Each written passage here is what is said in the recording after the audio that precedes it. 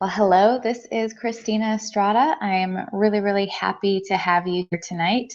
I was having a little bit of technical difficulty getting my broadcast to start, but here we are nonetheless. And I hope that you are as excited as I am about free lifestyle coaching for 2015. I felt convicted to be able to do this for you, and so this is my gift to you for every Tuesday for the rest of the year together, and I will offer you the best of what I have to offer. So tonight, just to kind of give you a quick taste of what I'd like to talk about, there's a book called The 5 Love Languages of Children.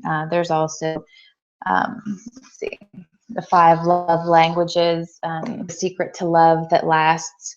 I wanted to start with the 5 languages because I think that most of the troubles that we have in our life, we're all in relationship in some form or another, at work, at home, friends, family. When we know how to love well, we can avoid the pain and strife and stress that those relationships can bring us. So that's why I wanted to start this lifestyle coaching broadcast here, talking about love languages and how you can learn yours and learn the love languages of those that you love. So just a very brief introduction of me. Again, my name is Christina Estrada. I have been a health coach since 2001. I've been in the health industry since that time in various different capacities, and most recently got my bachelor's degree in psychology, and I'm working on my graduate degree in marriage and family counseling. So I've been doing coaching for a little while now, and actually basically since 2001, because when you talk about fitness and nutrition, it's really about lifestyle. So I'm extremely passionate about what I do, and specifically about helping people, live well, love well, and leave a legacy for those that they love. So I left in the description that's a brief meditation tonight, because I think that it's good for us to clear minds and prepare our hearts for what we're going to talk about, so that we're really focused. I know that for some of you this was a 3-day weekend. Others, it was a 4-day weekend. Here in Georgia, we had a little bit of ice last night, and so the boys had another day off of school. So I've had a 4-day weekend, and so have some other people. So, but Tuesday nights are generally, we're not really in the swing of the work week. We're just kind of getting rolling, but we're not having a bad day like Mondays typically are. So giving ourselves the opportunity to have a fresh start is a really good thing for, resetting that bad Monday that you may have had and setting intentions for the rest of the week so that you can have a really wonderful week. So I'm going to get comfortable here. There are a couple different postures that you can use in meditation. I generally sit in my desk chair with my back against the backrest and my feet on the floor. You can also sit on the floor with your knees bent and your ankles crossed, or you can sit on a cushion, again with your knees bent and your ankles, whatever is comfortable for you. You want to sit up nice and tall, have your chest open so that you can breathe easily, and just relax. So I'm going to set my timer for 10 minutes. And so the purpose of this meditation is really, like I said, to enter our minds and prepare our hearts. So what I'm going to add to it, though, is a little bit of visualization. Since this is our first practice together, if you're new to meditation, then your mind is going to be going in all different directions, trying to get you to listen to everything that you have, but you don't need to listen to everything that you have going on because you're fully aware of the busyness in your life. So we're going to try to calm that. We're going to relax our bodies, relax the tension out of our muscles. We're going to release any emotions or thoughts that do come through our minds.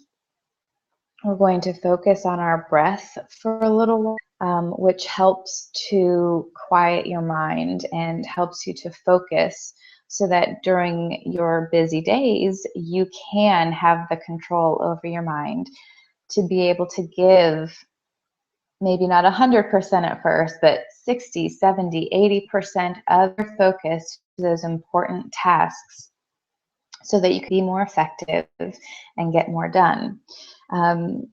So we're going to, I'm going to invite you to get comfortable. Back my chair up a little bit. And just go ahead and rest your hands in your lap. And we're going to meditate for 10 minutes. You can close your eyes.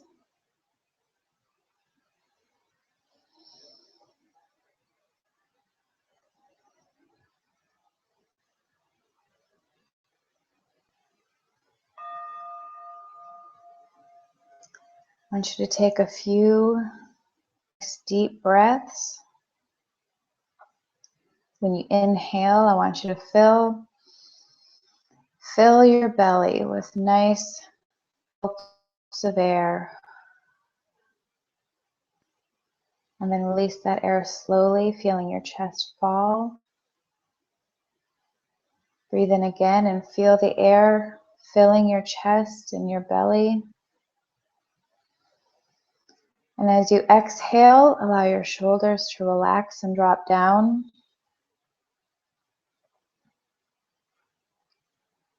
When you feel a little bit more relaxed, allow your breathing to return to a normal and natural rhythm.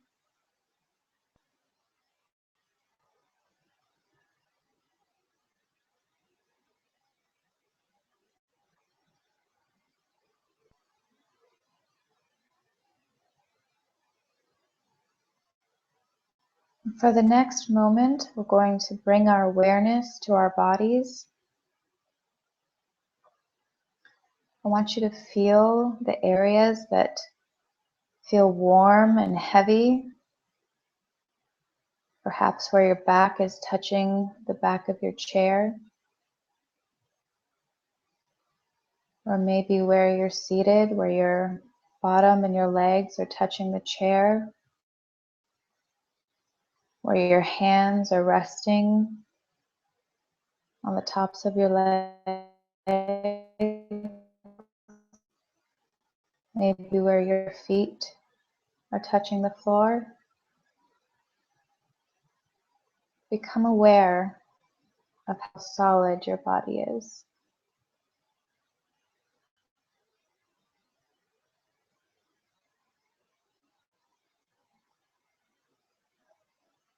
Allow your breathing to be natural.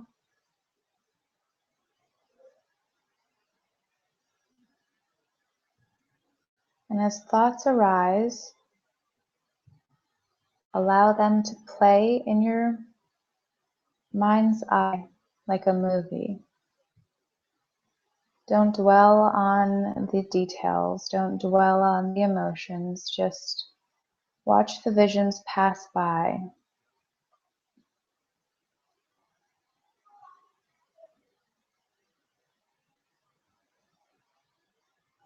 Allow them to just go right through. Watch them passively.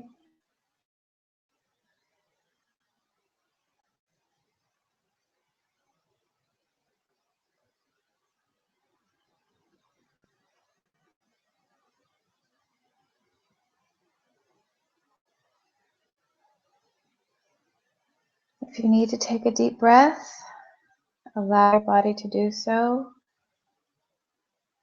Allow your muscles to relax, your shoulders to sink.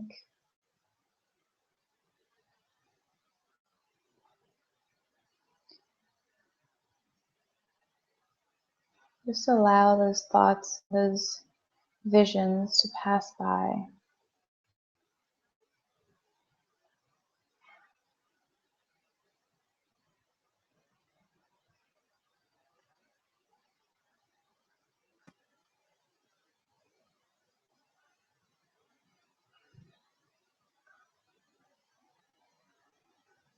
Now we're going to focus on love. We're going to focus on peace.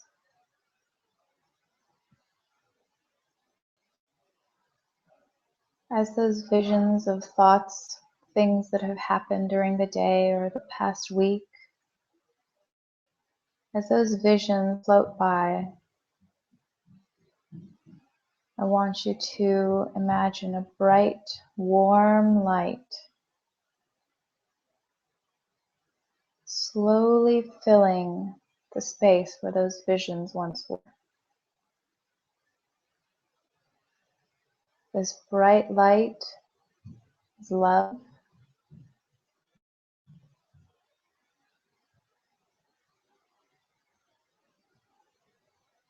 And this love completely fills your mind's eye.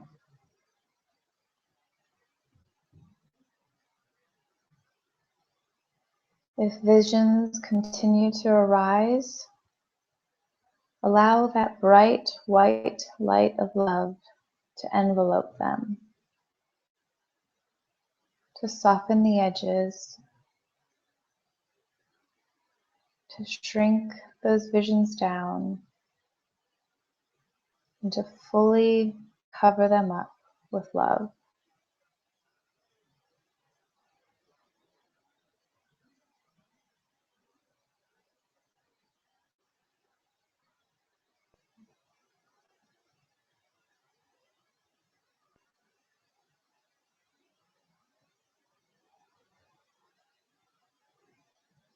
You don't have to ignore the things that have happened. You don't have to dismiss them. You want to accept them into your experience and then embrace them with love.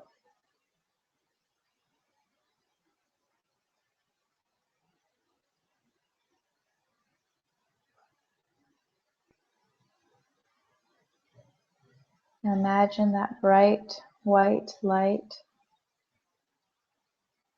filling your heart. The power of that love is filling your heart and flooding your body with peace. This peace feels warm and it fills your entire body from your shoulders, making your shoulders feel warm and relaxed and heavy.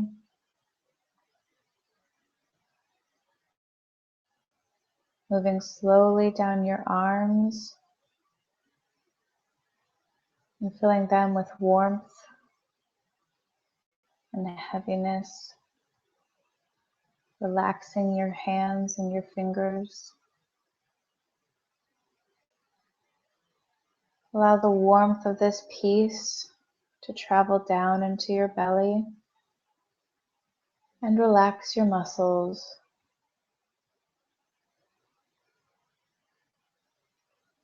Relax your abdominal muscles, relax your lower back. Feel the warmth of the peace that's filling your body. Allow that peace to go down further into your legs to warm your legs, and down into your feet, into your toes, until your whole body is warm and relaxed You're filled with love and peace.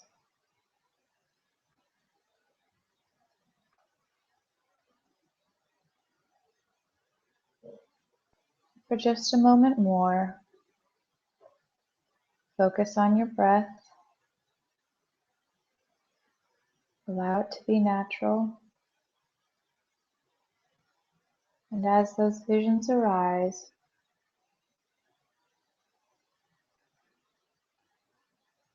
allow love to envelop them and encompass them and embrace them into your experience.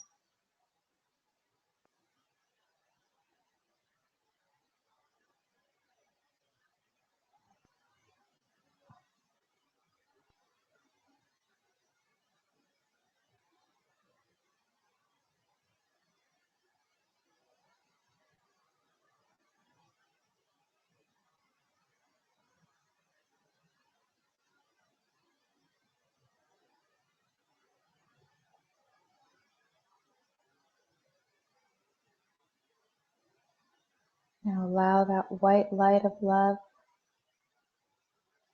to shine from your heart into the room around you.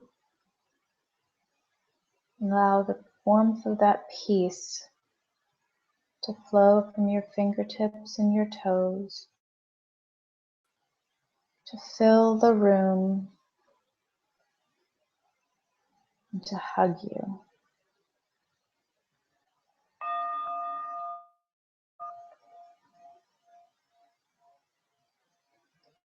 And you can open your eyes,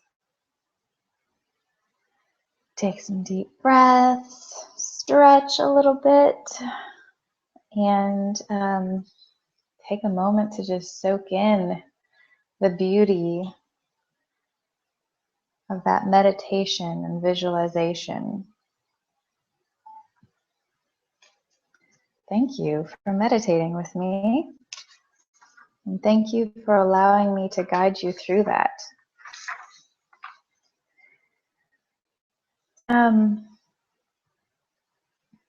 I don't want to abruptly disrupt our peace, love, but there is an issue that in relationships is a real deal breaker. And that issue is anger. And I know that when we talk about love languages, we don't necessarily think of anger as being something that needs to be addressed. But anger causes a lot of uncontrollable events.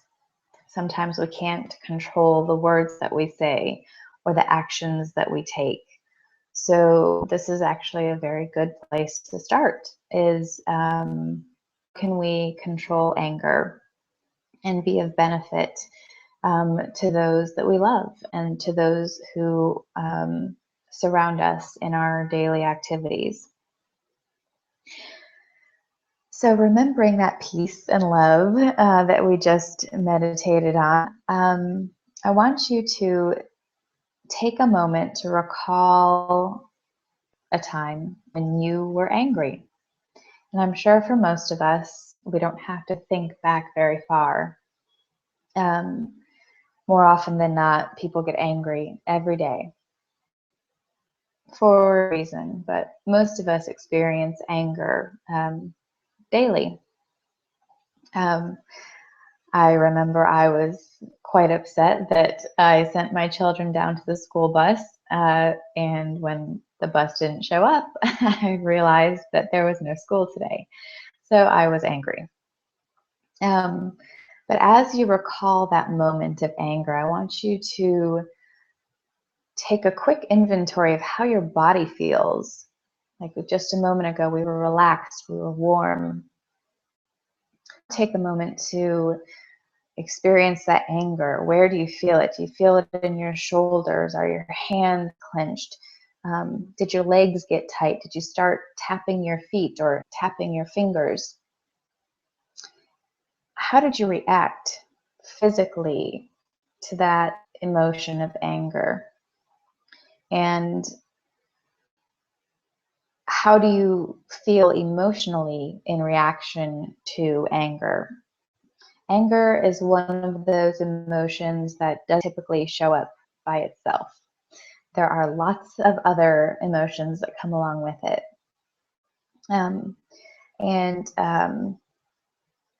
We need to address that because, as Gary Chapman, the author of these 5 love languages books, says, mishandled anger is at the root of most of society's problems.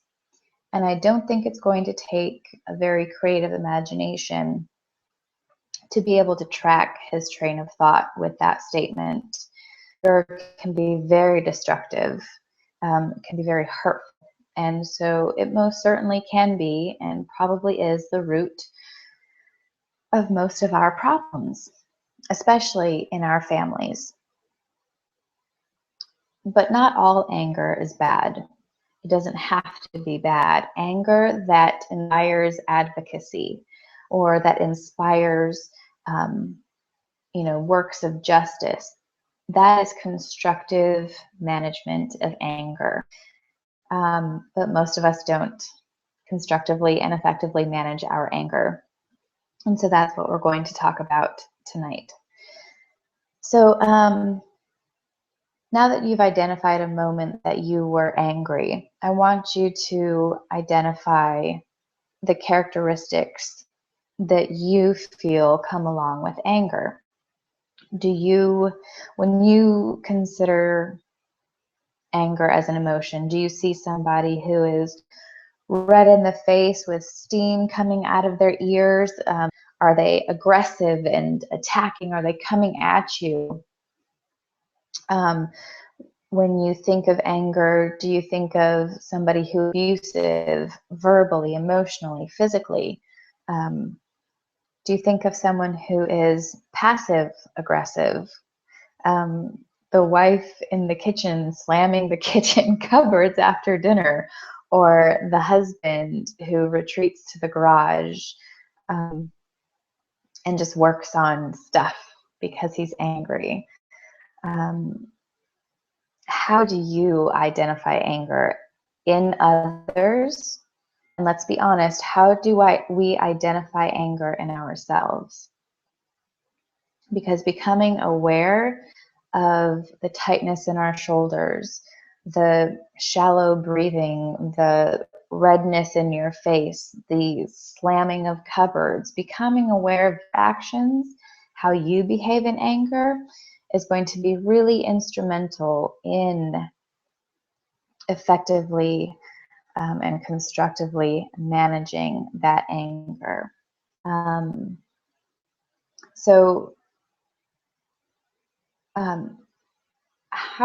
How we react when we feel angry is one.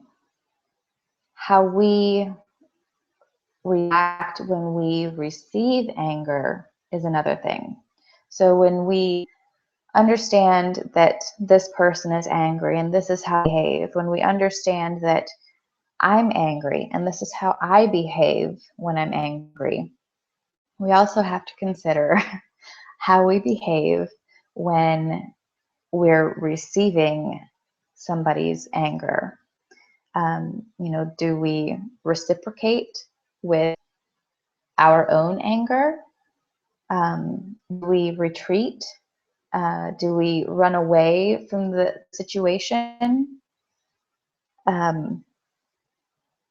Dr. Gottman is one of the world's, actually, I think he is the world's leading marriage psychologist, and he says that there are 4 horsemen of marriage. Basically, these 4 indicators, how a couple uses them, can predict whether they will get divorced or not.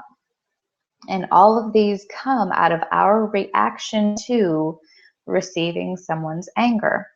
The 4 horsemen are stonewalling, basically shutting down, becoming emotionless, not paying attention, shutting down all of our senses. Criticism, so we are attacking somebody. Contempt, or that really deep-seated hatred and mean spirit towards somebody. A grudge, could be contemptful. Or defensiveness, rather than listening, that we're being attacked and we need to defend ourselves from that person's advances.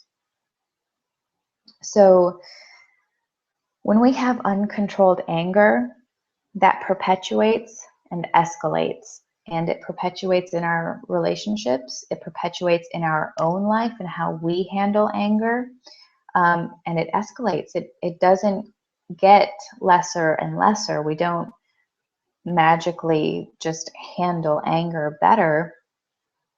We actually get more and more out of control. So, it's this upward, really horrible spiral that is painful and impacts the quality of our life.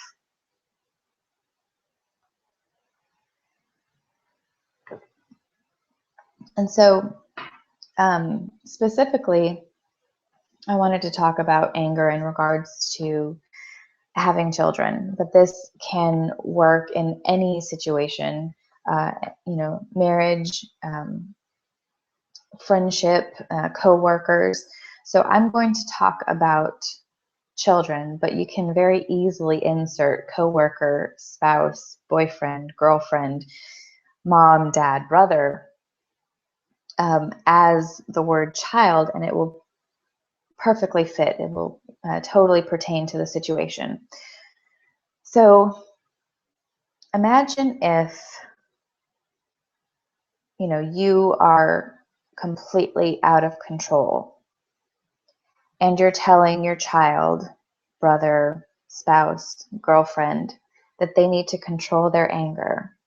But you're screaming, you're shaking your fists, you're stomping, you're pacing back and forth, you're red in the face.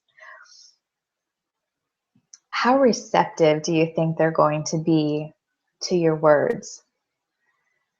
They're not going to hear your words at all, because they're going to see you pacing back and forth, frantically screaming at the top of your lungs in, intelligible or unintelligible words.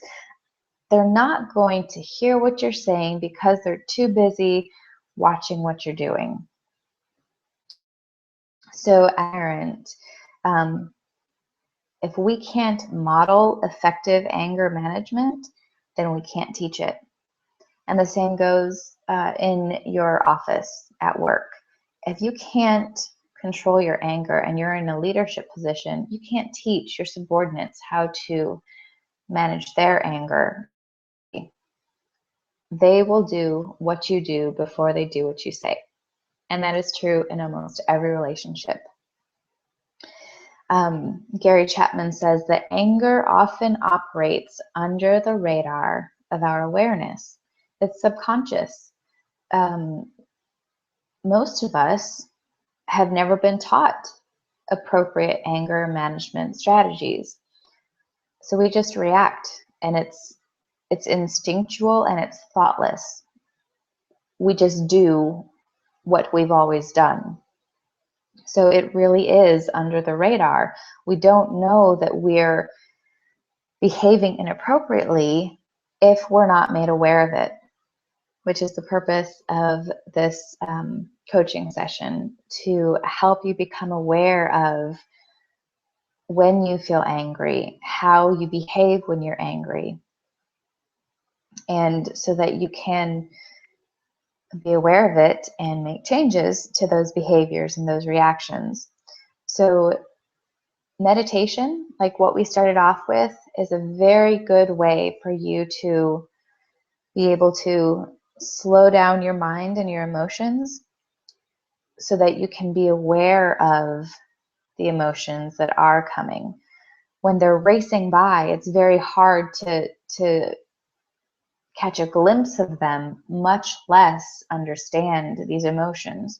So when you can slow down your mind and be mindful, focus on things, you can know that, oh my gosh, I'm angry because I had work to do today and school was canceled and I don't see the reason for this cancellation. So I feel like people have mismanaged or, are over safety cautious. That was how I was feeling today. I was angry because there was no school and I had a lot to get done. But I knew that I was angry.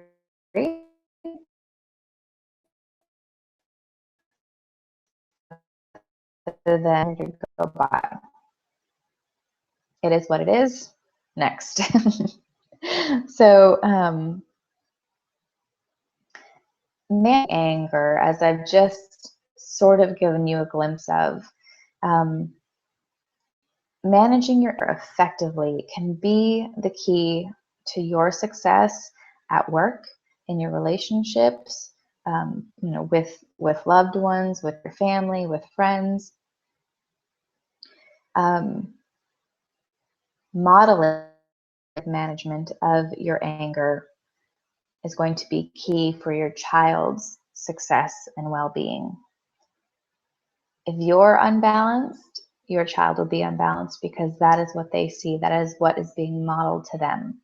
Again, your children will do what you do before they'll do what you say, much to dismay. And ultimately, effective anger management is better for society. It's better for our communities. Imagine if everyone driving down the highway was at peace and acted with loving kindness. There probably wouldn't be as much noise pollution because nobody would be honking their horns. Or maybe there would be a lot of noise pollution because everybody would be waving and chatting each other up in a utopian society, right?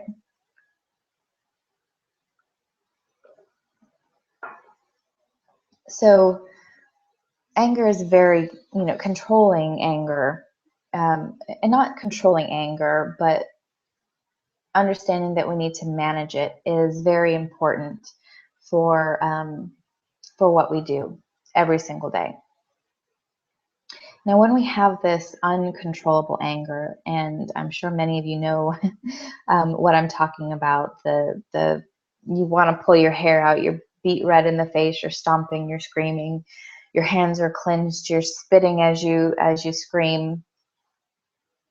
When we have that very strong emotion, we sacrifice our integrity because we say bad things, we say hurtful things, we compromise our morals and our values, and we completely disregard our ethics. Everything goes out the window. Our character is shot when we allow our anger to take over. However, when we are able to manage our anger and make it useful and productive, we supplement and add value to our integrity because we're modeling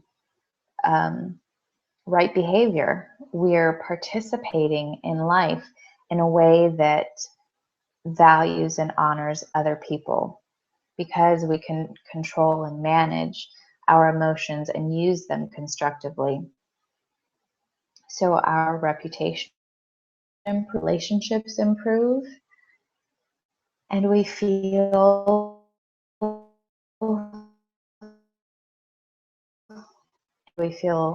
joy. Perhaps not in the midst of being angry, but when we manage that anger well, those are the emotions that we cultivate and that we share. Now, I wanted to take a moment to go back and talk about passive aggression, because this is one of those sneaky kind of emotions that some of us don't even recognize because it's become just a part of how our relationships work. Some of us had parents that were passive aggressive. They wouldn't discipline us. They would just say, no, fine, do whatever you want to do. That's passive aggression. And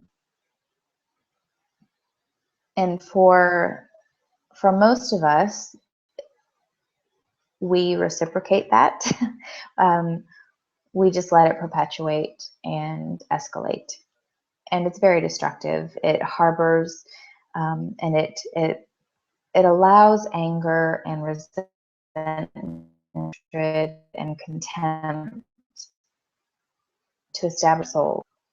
So passive aggressive behavior should be prevented while our children are young.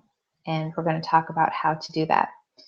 But first of all, so let's talk about passive aggression, because it isn't always abnormal. If any of you have a teenager at home, you'll know that passive aggressive behavior is pretty much an every minute kind of thing. And this is just inherent in that developmental stage. Kids are, well, first of all, there's a lot of hormones racing through their bodies, which, especially for boys, it triggers this need for danger and thrill. So they'll go out and they'll neighbor a neighbor's yard, or they'll, put shaving cream on, cars at a parking lot. It's passive aggressive. It's just what teenagers do. Messy rooms are passive aggressive because it's basically just trying to upset authority. Kids are developing their identity, and authority almost kind of seems to hold them down from developing that big picture, very broad range identity that they want. So, these kinds of things are going to happen in the teen years. But you can prevent the really outrageous behaviors if you have young children and are already teens. Then it's very important to help them cope with their anger so that they can get out of that passive aggressive stage and deal with their emotions really effectively and constructively.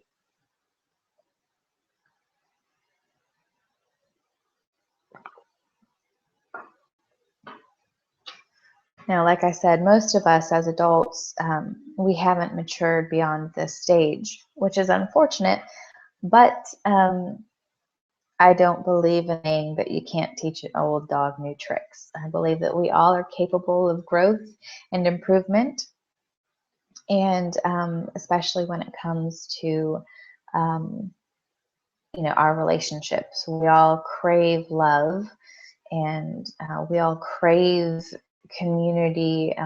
So improving those areas of ourself that will improve our relationships and our communities is a motivation for us. So it's very important to recognize that emotions are not inherently bad or good. How we behave while we're experiencing those emotions can create negative or positive outcomes. So anger is not a bad emotion. Like I said earlier, it can be used constructively to create movements for advocacy. Mothers Against Drunk Driving, an angry mother who had lost her child to a drunk driver, started Mothers Against Drunk Driving out of her anger because she wanted to fix things. And so her anger was used constructively. So we don't want to deny anger. Just as in our meditation and visualization, we allowed those pictures to flash, through our mind's eye, to just be present without having to focus on details or emotions or thoughts. We just allowed them to be there. We can allow anger to be there. And when anger is there, we don't want, especially in parenting, we don't want to discipline it out of our children, because that's negative outcomes with their anger management style. What we do want to do is teach them ways, just like we did a few moments ago, teach them how to identify when other people are angry, to recognize when they are angry, and to be able to discern the right behaviors out of that anger. So in knowing this, there's a couple things that we need to know about how children express anger. For most to be passive aggressive, or it will be aggressive, verbally, emotionally, physically aggressive behavior. But with kids, there's two basic ways that they know how to express their anger. Verbally, by screaming, yelling, they don't like you, they don't love you, you're mean.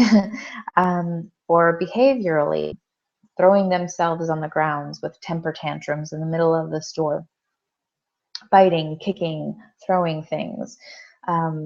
This is how children express anger. And sometimes we don't know if it's anger, if it's hunger, if it's they got hurt. It's very hard to discern that sometimes. But those are the only two ways that children know how to express anger. And the more constructive of these two ways is verbally.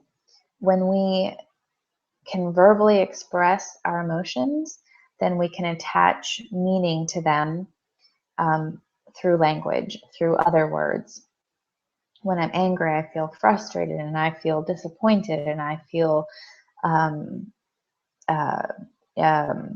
I feel pain, in my heart. These are words that children can learn to express in response to anger. And most of the time, and this is true for all relationships, anger is expressed when love is not. So what I mean by that is that people will respond to you in anger if they don't feel loved. And this can happen with children who are acting out. This can happen with teenagers who are, kind of going above and beyond that normal passive aggressive behavior. And that's where the importance of these love languages comes into play. Because like I said, when we know how to communicate love effectively, then we can prevent a lot of the stress and arguments and pain in our relationships. Gary Chapman calls this a love tank. We can keep the love tanks of our loved ones full. You could call it a love account, like a bank account. But the basic premise of the 5 love languages is to be able to communicate effectively with that person, to show them love, so that anger then can be handled lovingly.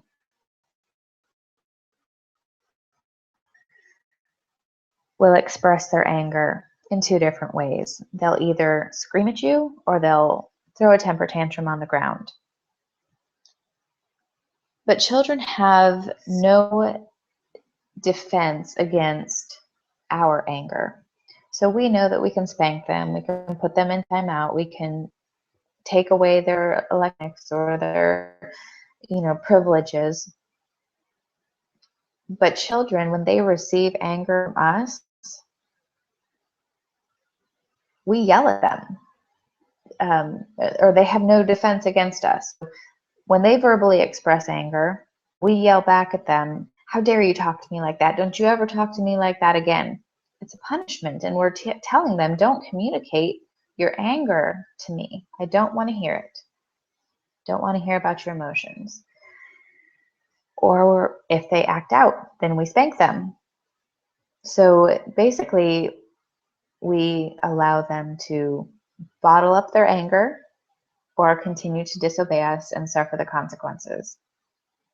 And that's a very difficult place to put our children in, especially when we know how that feels, and we wouldn't want to be in that position either. It's called a rock and a hard place.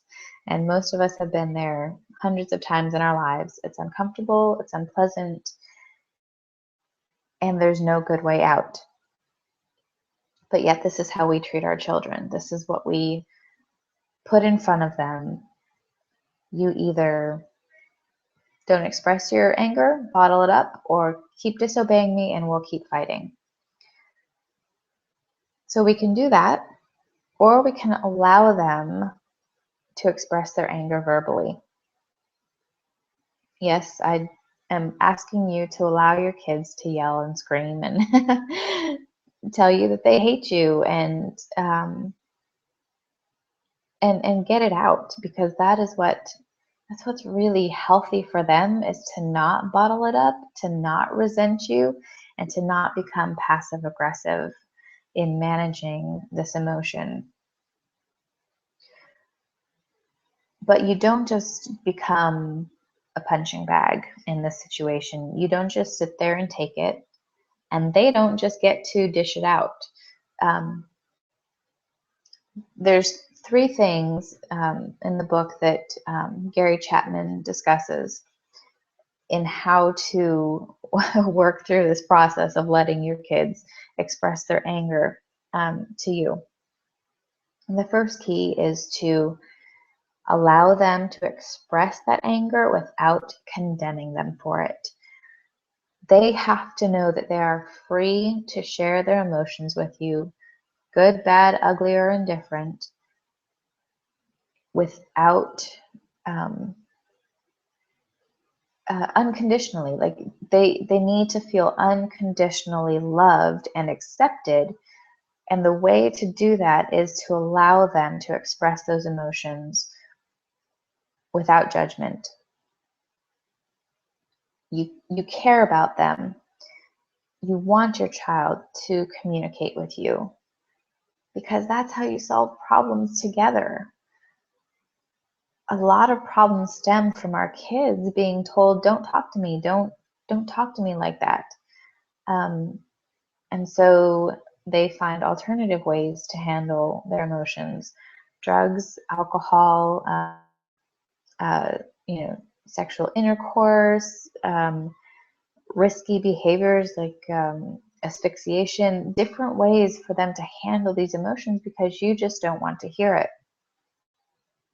So we have to let them know that we care for them. We want to know their emotions. We want to help them resolve these issues.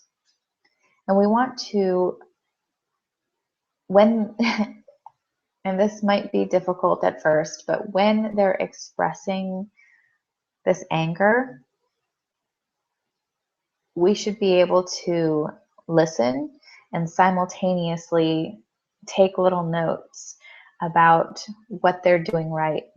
Say, honey, I'm really glad that you came to me about this. I'm glad that you didn't hit that person, or I'm glad that you didn't, back talk to your teacher, and I'm glad that you're bringing this up to me now. This is what you're doing good. Let them know that what they're doing is a good thing. It's effective. It's going to help them make it through this process of managing this very strong emotion. And when we're interacting in this conversation, this probably very emotional and intense situation, we want to use non-blaming words. you did this, you did that, you always, you never. Those are words we want to avoid. Rather than saying you, we say I. I feel really sad when you and your friend fight. I feel frustrated when you don't do the dishes. I feel disrespected when you don't call me to let me know that you're going to be home late.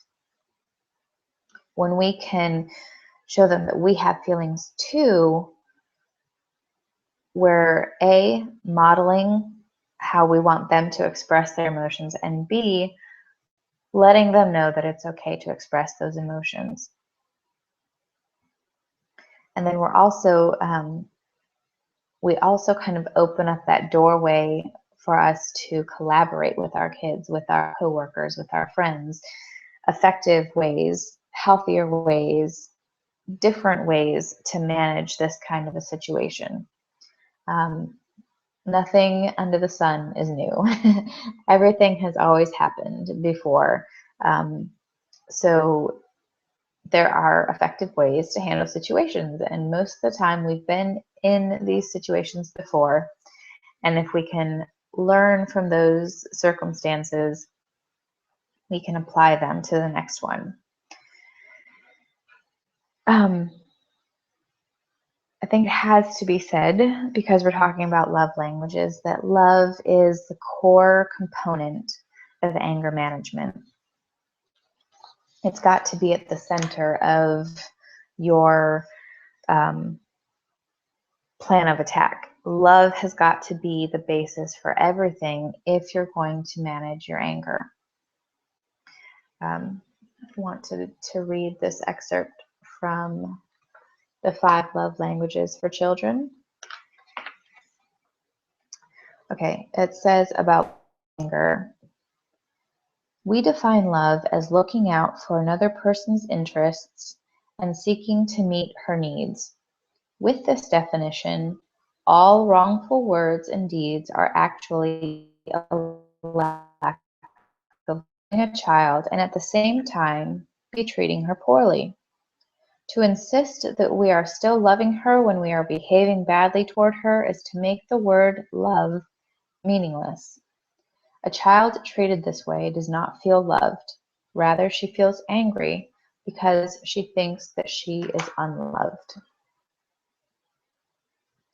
That really kind of struck a chord with me, that it makes the word love meaningless. I love you, but I'm going to punish you. I love you, and I'm doing this for your own good. That doesn't make any sense to me. If we love somebody, why would we hurt them? Instead, we need to use our love to combat our anger. That our anger is not the person in front of us. Our anger is an emotion that we are experiencing. It is an emotion that's going to pass us by. When we receive anger from another person, that anger does not define them. It is not who they are. It is an emotion that they are feeling. It's an emotion that's going to pass them by. So those understanding comes out of love. Loving people because they're human. Understanding that they have flaws because they're human. And loving them enough to recognize their humanity and not hold it against them. So we have to control our response to anger so that we can, show love to others and also to ourselves. Because if you think about anger, and mismanaged anger in particularly, you come to realize that it becomes very toxic. Resentment, contempt, defensivism, stone, all of these things, Dr. Gottman can predict a divorce by watching a couple for 2 minutes, just based on whether they apply any of these indicators in their relationship, in their arguments, So if these things keep coming up, how can we expect to do well in life, to be successful in a job where we have to climb a corporate ladder? You can't climb a corporate ladder without making relationships. How can you be a good parent if you are being contemptful and defensive with your family members? So love has got to be at the center of all of this, and recognizing that anger is an emotion, love is an emotion. They're both fleeting, they're both temporary. But words do hurt, probably worse than sticks, and uncontrolled anger often generates hurtful words. So we'll conclude with a few key points.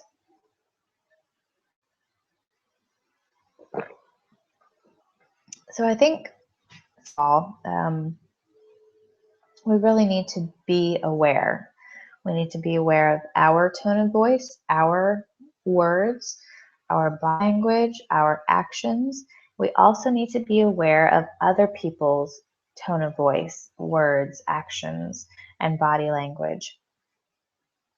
When we can recognize anger, we can prepare ourselves for the event, whatever it may be. In the event, the exchange of anger, or hopefully not an exchange of anger, but when somebody is angry and they're directing it towards you, listening without judgment is very, very important. But listening with discernment is also very important. So you're not judging them, but you're trying to gain clarity into things. If you know that, if you can recognize that the anger is not about you, but it's about another circumstance, and you just happen to be in the wrong place at the wrong time, you can react on a different level than if you feel attacked.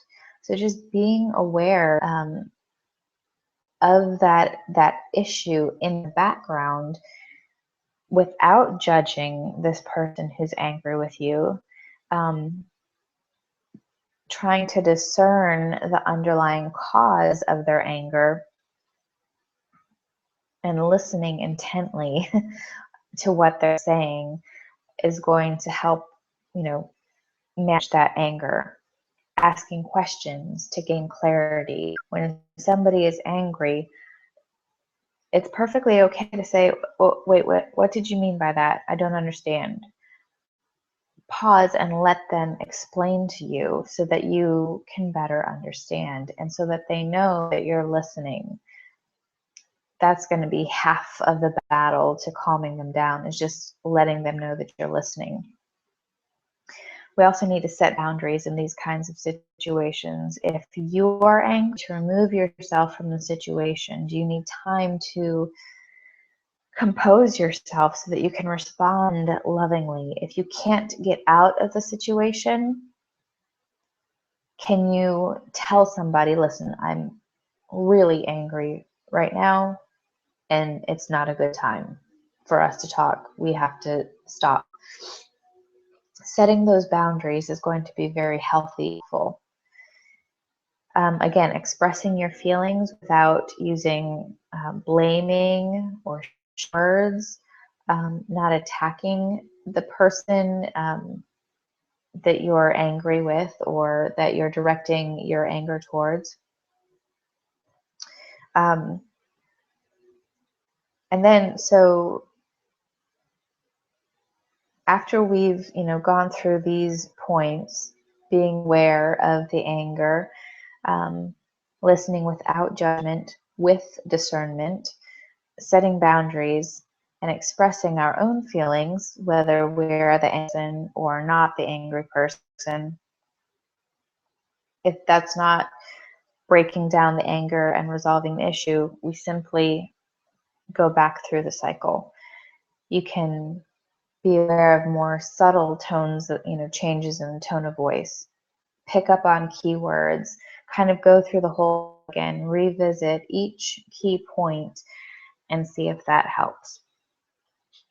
So we can definitely avoid anger through understanding these love languages, speaking these love languages in our workplace, in our family, with our friends. And next Tuesday, I'm going to discuss two of the love languages, physical touch and words of affirmation. And we'll, discuss how, perhaps you're the one who speaks physical touch, or perhaps somebody in your family speaks that love language, and how can you speak that language to them if that's not your main love language. There is a link here that I'm going to work. Okay, so I'm going to add this link right here. This is a file that you can, a little test that you can take to determine, here we go, to determine your love language. So that'll be really useful for you before next Tuesday to discover your love language. You can also, if you want to read along with this book, I would encourage you to pick it up. You can go to the store that's on my website. I'm going to share that link with you too. And pick it up. There are several different versions of it. There's, the 5 love languages of children. They have one for teenagers.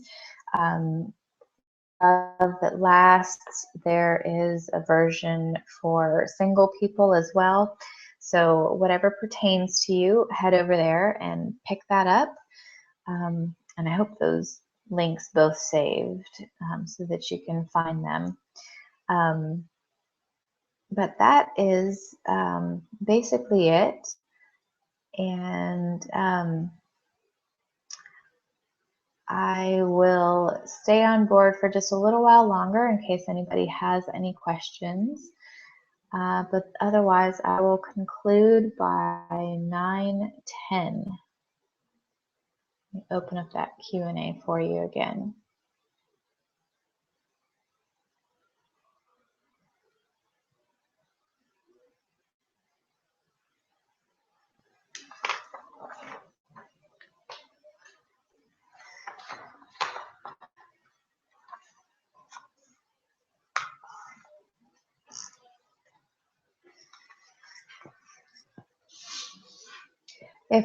If you have not checked out my website yet, I would love to invite you to read my blog occasionally. And I'm working on getting some of my favorite people to contribute some goals, people who are into nutrition and fitness and are very knowledgeable and helpful and passionate about what they do. So we're going to be working together to create some articles for you that will bring you a lot of value for, financial responsibility, improved nutrition to fuel your bodies so that you can be healthier and more energetic, fitness to get you looking the way that you want to look, relationships, how to work with your coworkers and how to have a meaningful relationship with each of your family members. And then how to reach out into your community so that you can be effective and engaged with things that are going on around you. Make those really deep and meaningful connections and relationships with the people that you live with. So if there are no questions, I will see you all on next Tuesday. Please share this broadcast with your friends, family, coworkers, anybody who needs to be fixed or who you think needs to be fixed. and we'll have a good time. Okay, so next week we will talk about physical touch and words of affirmation, and you can visit those links that I shared and take that profile test to find out what your love language is. Thanks so much for hanging out with me.